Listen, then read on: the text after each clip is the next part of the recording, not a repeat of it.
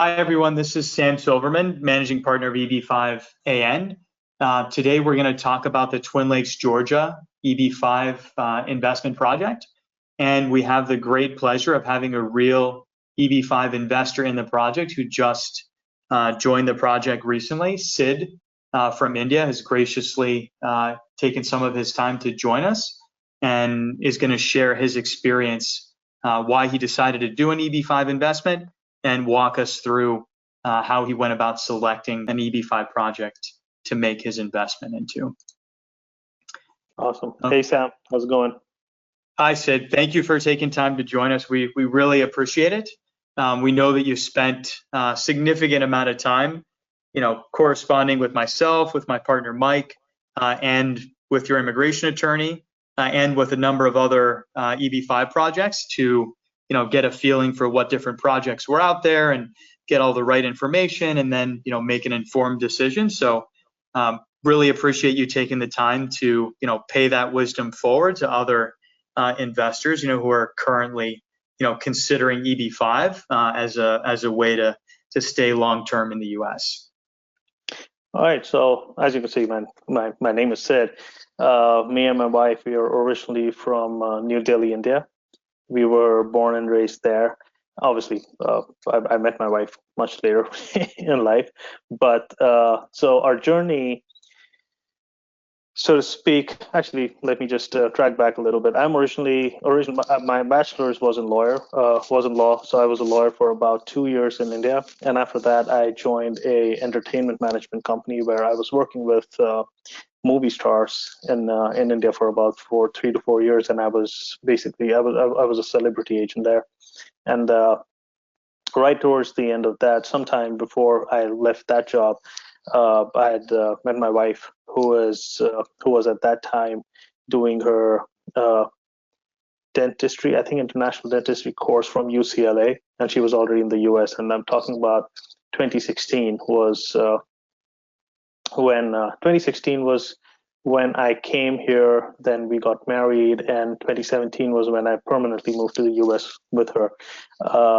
She was obviously initially she got onto the H-1B visa, and she started working in Milwaukee, Wisconsin, at a couple of dental, initially one dental clinic, and then. Like I said, I moved here. We've been here since 2017 in Milwaukee. With her being on the H-1B, her company sponsored her green card through EB2. But as I think a lot of people who are of the Indian origin, and who's actually, I take that back, who have their country of birth as India, because I have a few friends who are Indians, but their country of birth was different, so it's they're lucky, and it's just a little different for them. But for at least people like us, the green card backlog for EB2 is really huge. So the backlog, I think, if nothing is done and the law does not change, can probably it can take up to 50 or maybe even more than that. I don't even know the actual number, but the estimates are 50 to 90 years for us to get a green card. And now, obviously, we've been here since 2017.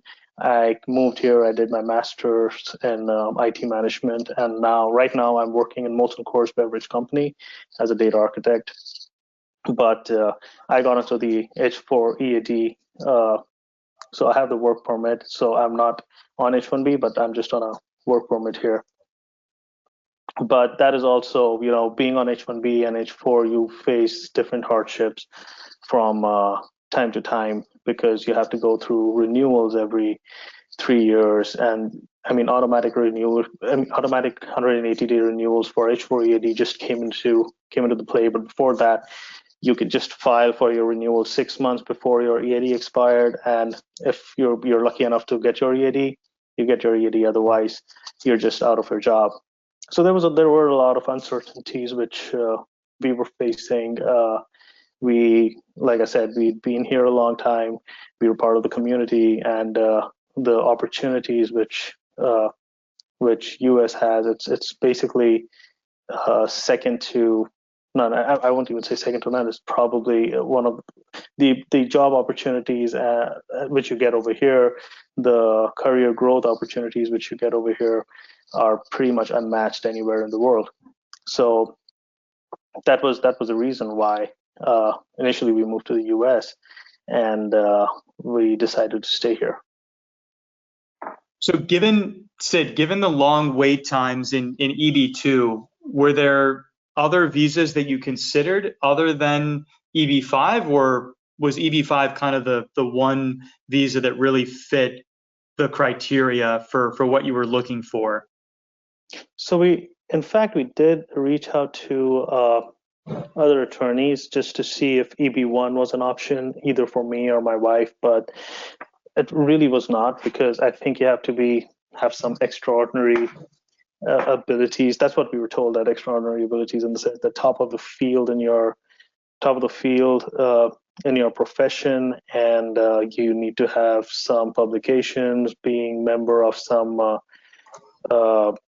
high profile groups, etc., etc. So that was something which was not feasible for us. We did try going through that route.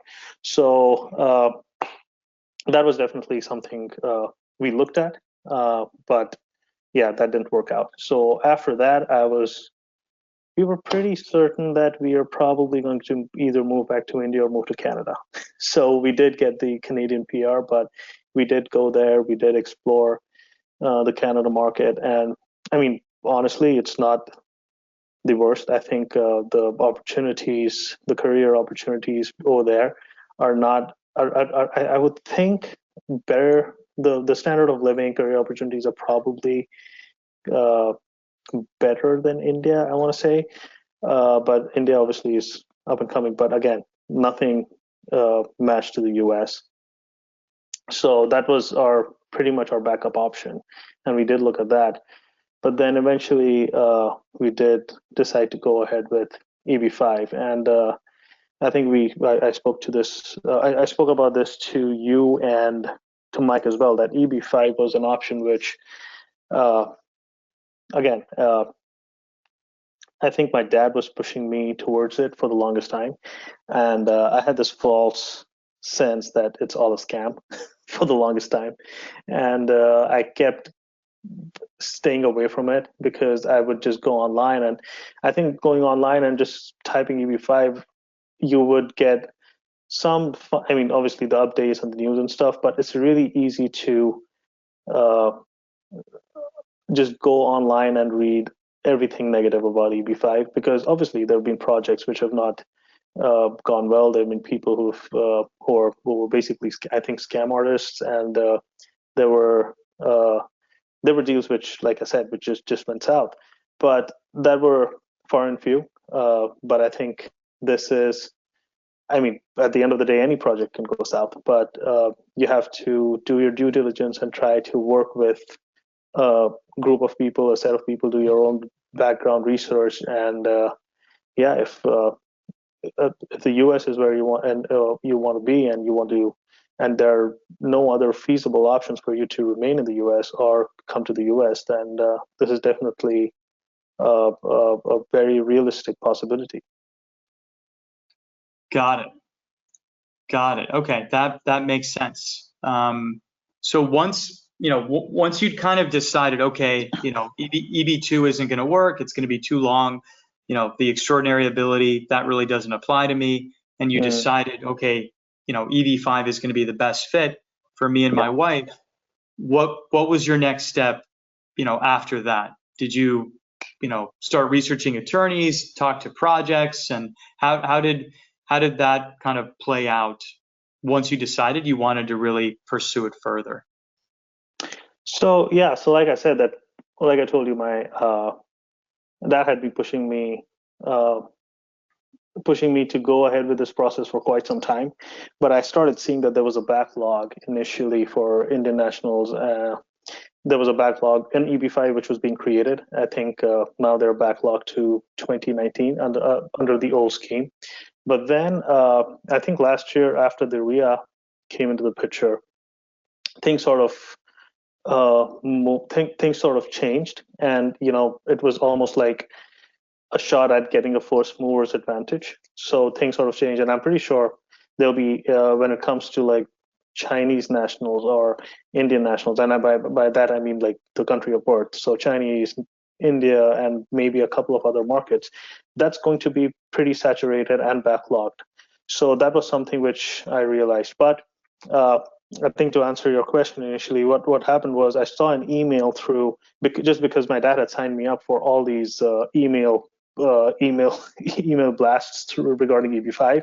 I just happened to see one email which said, if you apply now, you can get your EAD, and there are no backlogs for green card for Indian or Chinese nationals, and you can get your EAD and travel permit as soon as within a year or something like that. Again, timelines are up and down. Timelines can go up and down. If somebody's saying 1 year, it might or might not be true. I don't know. Hopefully, it is true, not true. But yeah, I mean that is sort of what caught my attention. And I remember after that, what the first thing which I did was I started familiarizing myself with the EB5 process, and this was last year, and I think this was about 4 to 5 months ago. I started familiarizing myself with the whole process. I then obviously, like, I had a full-time job, so I could not devote my whole time with it, the whole time to the research, but I would research a little bit every now and then, because since once I got to know that the act had just come into the play, I knew that the backlog will eventually happen, but it won't happen like in a couple of months. It'll still take some time. So I did have some time to go through it. So, and that is one of the reasons why when my dad was pushing me towards it, I kept telling him, you want to do the research, you do it, because I know for a fact if I get into doing the research, I will spend a lot of time on it. And at that time, I did not have the bandwidth to do so. But I think the whole process about what worked for me was like I started from like I did like the bottom up approach. I did not know what a regional center was. I had no idea what EB5 investment was. Was it just an investment which you like, you know, is it 800,000? Is it 900,000 or still 500, or has it gone up to 1.8 million? I had no idea how it was working. Is it somebody even gave an option that why don't you start your own dental practice? But again, that comes with a completely different kind of risk. But I started doing a lot of research on how these things actually work. I did not go through any agent or anything like that. I started reaching out to regional centers on my own, just simple Google search with regards to, you know, EB5 regional centers, and you will have a bunch of names which will pop up. And then you can go through the news articles and see, you know, which regional center has been in practice for how long,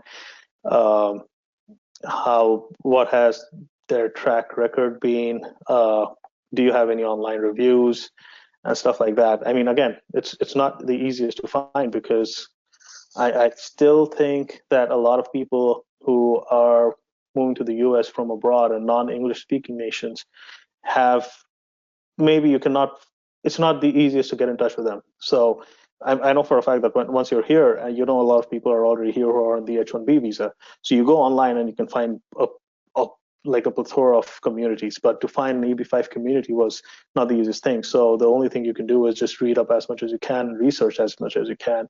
And obviously things can go wrong. Your research, it's not that your research can be 100%, but the more you read, the more knowledge you gather. And then I started reaching out to regional centers. I spoke to probably all the top ones. I don't even remember a single good regional center that I had not spoken to.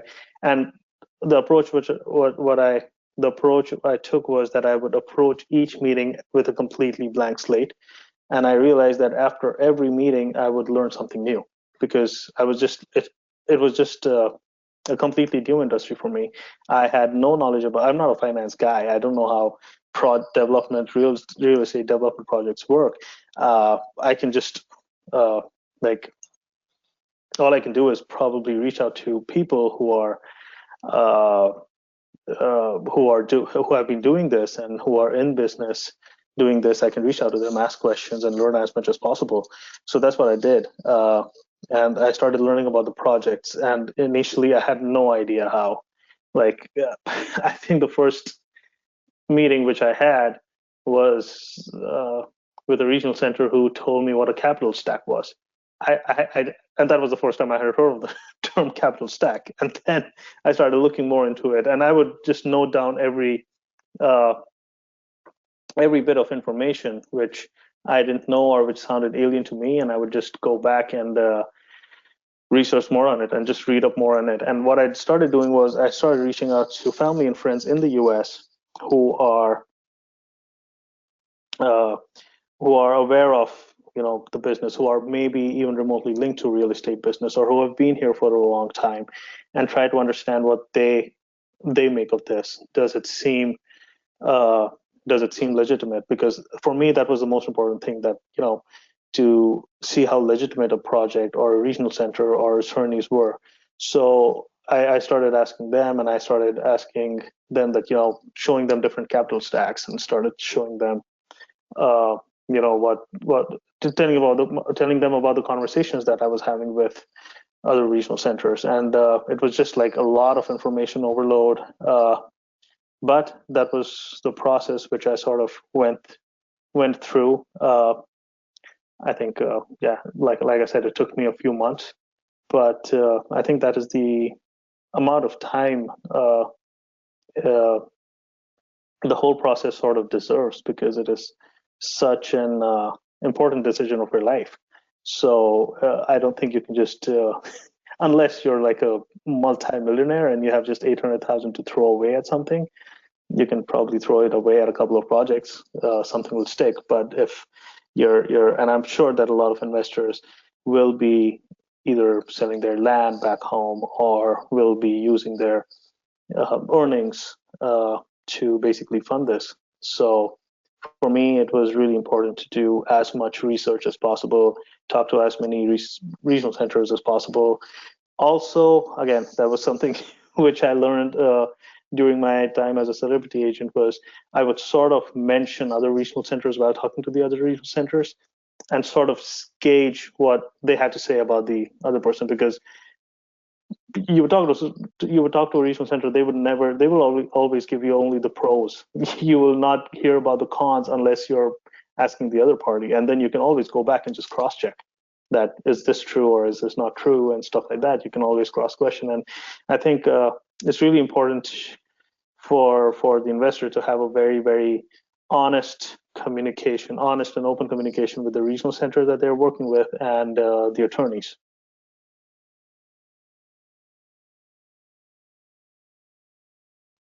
Okay. All right, great. So let's shift gears a little bit and chat a little bit, more about the project, the regional center.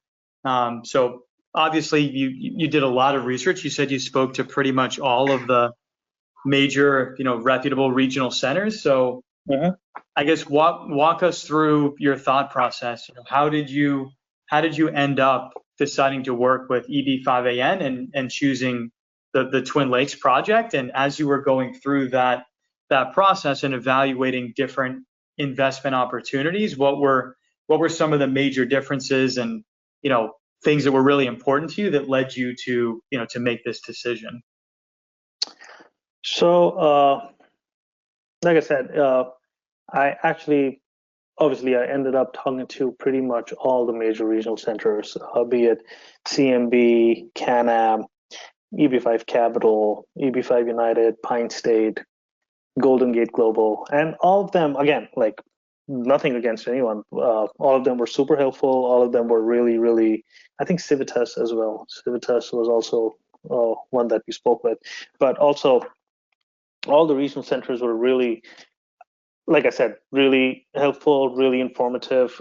My conversations with them were really informative. I would ask them inane amount of a lot of questions, and they were always pretty upfront about answering them. But I think it's a really peculiar combination which has to fall into place. That the regional center you work with, you have to be comfortable with that, and apart from that, the project that they're offering at that time. It might be a great regional center, but maybe they don't have a very lucrative project. So that doesn't mean that the regional center is bad. That just means that there are not enough projects in the market at that time. And coming like I said, that for Indian born, rural was something which I was looking at. I wasn't completely like sold on the fact that, oh, you know what, I'm definitely going to go ahead with only a rural project. But it was obviously something that I was on the lookout for, that a rural project is going to be beneficial just because of the 20% set asides that they have right now. So those are the two things which I was looking at. Then another thing I was looking at was, when I was looking at regional centers and projects, what the capital stack was. How much money is the senior loan? How much money are the developers putting into place? How much money is the EB5 capital going to be? And again, my opinion, you want to go with a project which has a lot of senior, which has about 40 to 50% senior funding. They have then the developers capital, and a small amount of EB5. Now, I think also something which worked in our favor was, in the past, because the interest rates probably, and again, I might be absolutely off here, but that's my understanding, is that earlier the interest rates which the projects were getting in the US, the interest rates were lower. So getting on board with EB5 capital was not something which was extremely always like very lucrative for any project. But I think because of the current market situation, getting a lower interest rate is really difficult. So EB5 capital becomes automatically lucrative. So what that means is that earlier maybe they were the businesses that were projects that were not getting funded by banks would turn to EB5 capital, but that would actually mean that's a big red flag in my head.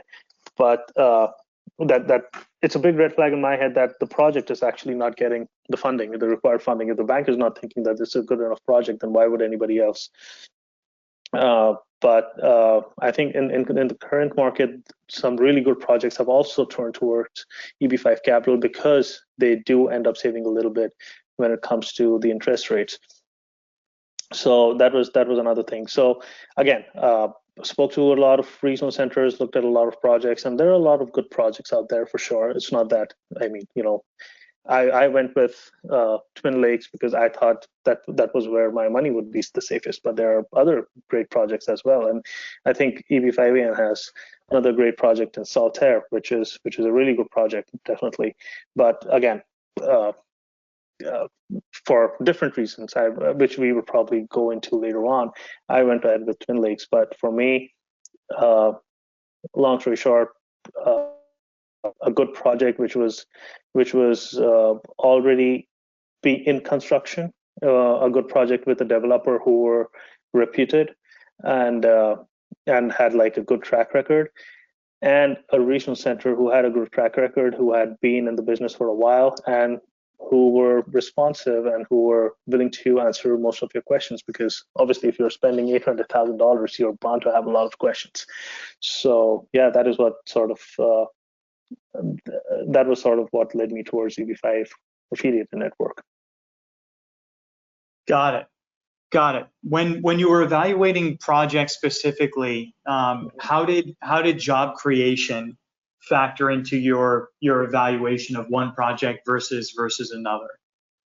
So job creation, obviously, like, you know, there are two aspects to the EB5 process. A, your investment coming back, and the other half, obviously, the green card, which you're going for. So for me, it was really important that the job creation, I wanted the job creation to already be there, because, you know, you never know how the project is going to go. But if the job creation, the job part of it is already sorted, you at least know that, you know, you're getting your green card. So for me, that was something which was really helpful, was that Twin Lakes had, and Sam, again, this is something which sort of piqued my attention initially, and something which obviously Mike and you confirmed multiple times, that the jobs had, all the required jobs for all the EB5 investors in Twin Lakes project had already been created. So, you know, if your source of fund is clean, there should be absolutely no reason why you do not end up getting the green card and, you know, continuing or moving, depending on where you're applying for, continuing or moving to the US, continuing to live in the US or move to the US. Got it. So yeah. Other than the job creation, what other aspects of the Twin Lakes project really, really interested you or motivated you to go with that one over some of the other projects? So, like I said, no, I don't think I mentioned this. As part of my research of the project, I actually ended up visiting a few projects because I wanted to go to the ground level and see what they were actually talking about. Because seeing pictures is one thing, but when you actually go there and you get the feel of things, is when you understand what the project is all about. So we actually ended up going to Atlanta to look at the Twin Lakes project. We went there again. We did not go there as EB5 investors. We went there as potential clients looking for a house for our parents to move in. So we went through we went to Atlanta, close to Atlanta actually. It's 50 minutes from Atlanta. We went to the actual project location, but and when we went there, we were pleasantly surprised at how well the project was already doing, because it was almost like you're walking into a project which is like a few years into the process. There was construction work which was still going on one side of it, which everybody obviously, like, there are 1,300 homes to be built. I think they have about 300 homes which are there, so there's still a lot of construction which is going to happen. So at least that was definitely there. So it's not that the construction doesn't seem like the construction is going to stop anytime soon. The community was already there, and there were people living there. And when we actually went to the center to actually look, when we told them that we are investors and we want to look at the houses, that experience was extremely good, because we were taken through. I mean, the representative, the Coulter representative who was at the location, was really helpful.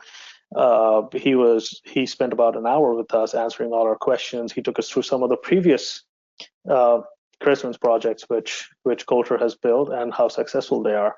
So obviously it's pretty obvious. It was very obvious to us that this is a formula which has worked in the past.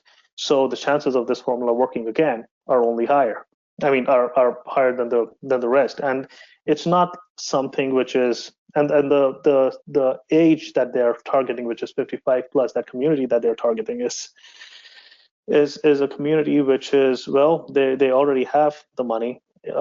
One is what I think. B, they don't have to take out a huge amount of loans, because these are not like very, very expensive housing. This is good, reasonable housing for people who probably already have the money. They don't have to take a huge amount of loans, so the interest rate is not going to bother them. And they're probably going to, these are people who are living in cities, but now obviously they're 55 plus and they want to live in a community with people who are in the same age group, and they want to live in a community where they have similar activities which they can do with people who are in the same age group. And it's like I said, it seemed like a pretty safe bet. So that is why I think we already were interested in the project before we went there. But once we were there, we were pretty certain that this seems as legitimate as possible. And yeah, hopefully as the projections say that they'll be completely sold out by 27, 28, whenever. If they are sold out by then, amazing. I mean, what better can a project be? What better can a project do than for an EB5 investor? Oh, absolutely, yeah. And some of the houses which we saw, because they took us through some of the model homes, and they were pretty decent. They were pretty good. The houses, like when we went there, we could see the appeal which it would have to have for people who would want to live there. They're pretty neat houses.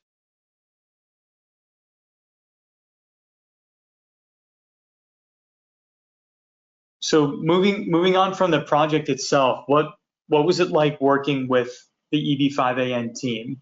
Obviously you interacted with a number of regional centers, and how important was the interaction with the regional center itself important, in the context of making, an overall decision? So I think my interaction with EB5AN was really positive. Again, I'm not just saying this because it's your interview, but and I spoke a lot with Mike, and he was really good to work with. Same for you.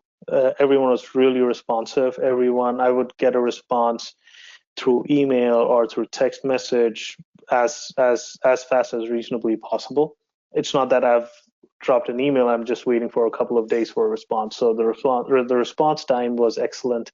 The transparency was really good. I remember asking for a lot of documentation with regards to the developer and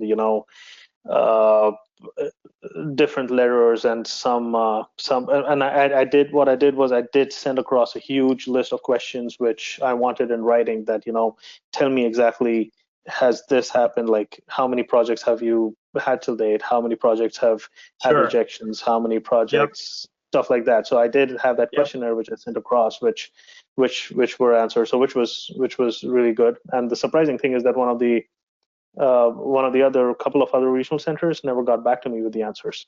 So I have no idea what they were trying to hide, but that was a clear red flag for me, that if you're not getting back to me with clear-cut answers, that means something's amiss. So that was, I mean, overall my experience had been really smooth and pretty, I mean, it seemed from our conversation everything was matching up, everything was pretty open and honest communication. So that's exactly what I was looking for.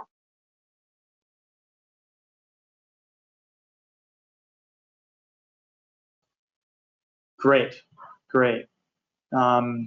Yeah, so stepping back, now that the process is, completed for submitting the 526 application, and you don't have to work nights and weekends to get all those documents together. What, having just gone through the process, a matter of weeks ago, what advice would you have for other potential investors who are in the market now and looking to take advantage of the reserve visa set-asides, right, before there are long future backlogs?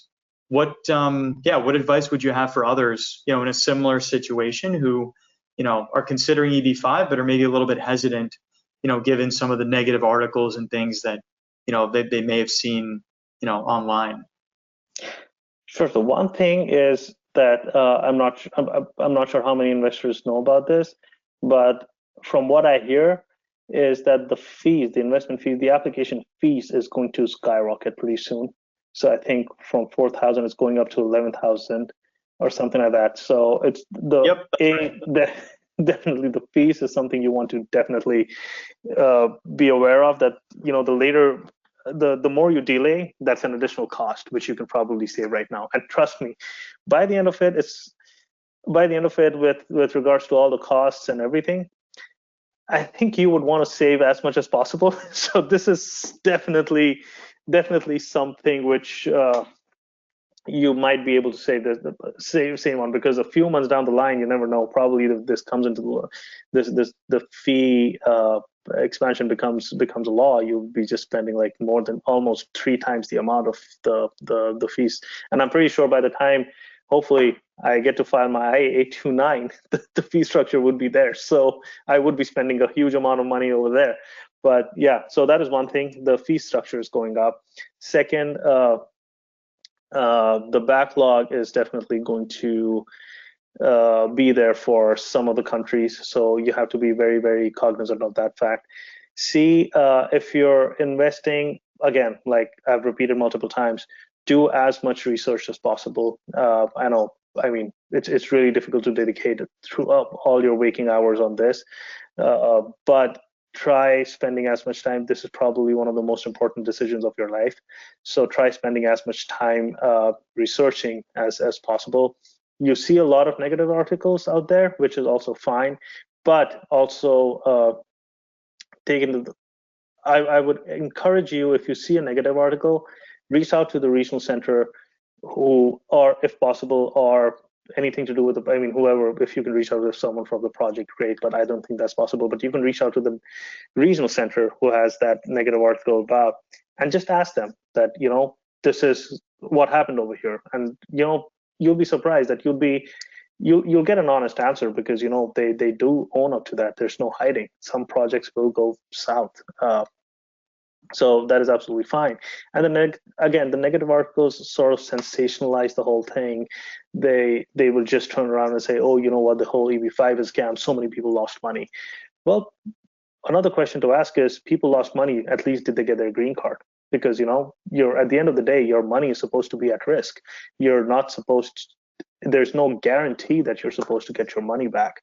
So it's a risk that you're taking. So, but at the end of the day, did they get their green cards? That is another question which you would want to ask. You would want to, I think the investors would ideally want to prepare a set of questions, just as many questions as possible, and share that with all the regional centers that you're talking to, and see their responses and compare their responses. You also want to do a due diligence on the developer to see what their track record has been. Have they have they ever defaulted on loans? What has their performance been during some of the tough economies, like 2008 economy, or during the COVID period? How did they respond to such market changes? Because you see that you keep hearing about the fact that there's a recession coming. So what happens if there's a recession which hits? Will your developer still be good with the project? Will they still stand by the project, and will they allow the project to suffer? So these are some of the important questions which you want to ask, some of the important questions which you want to ask the regional centers. And it's really important to interview as many attorneys as possible. And with attorneys, at the end of the day, I think if the attorneys are filing EB5s on a regular basis, there's hardly anything. I mean, they can obviously go wrong, but 90% of them would still be able to file and get your approval if everything is in order. But it's really important, because it's a really stressful time, because it's a huge amount of money. So it's a really stressful time. So what you want is to talk to an attorney who is responsive and who gives you the responses and answers all the questions that you're asking.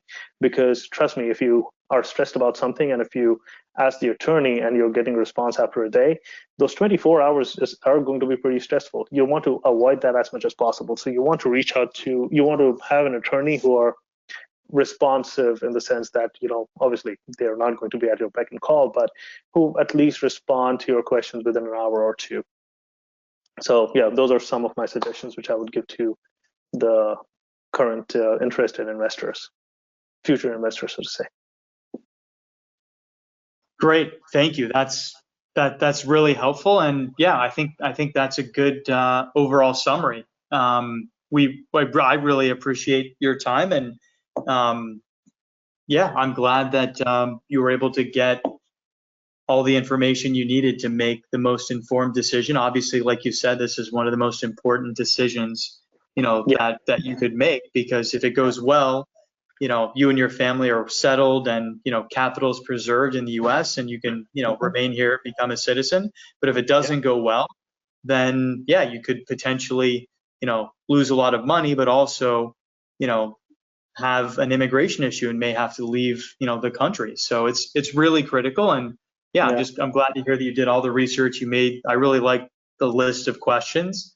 I think that's a great way, because yeah, not everyone is a very experienced finance person, and yeah, sometimes they need a little bit more help in understanding how one project is structured versus another. So I think the question list, is a really good way to get that information and understand what's happening.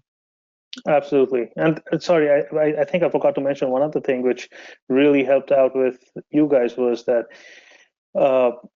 Mike was able to break down the whole finance part of the project and really explain really well, and really explain, like, to the minutest detail about how the project is structured, how are we going to get the money back, when are we expected to get the money back. Nobody's saying that we're getting the money back, but when are we, if everything goes well, when do we get the money back, and stuff like that. So those things are, like I said, I'm pretty new to with all these complex deal structures, but Mike and you did a great job at explaining making things extremely simple and just explaining it to the best in the best possible manner.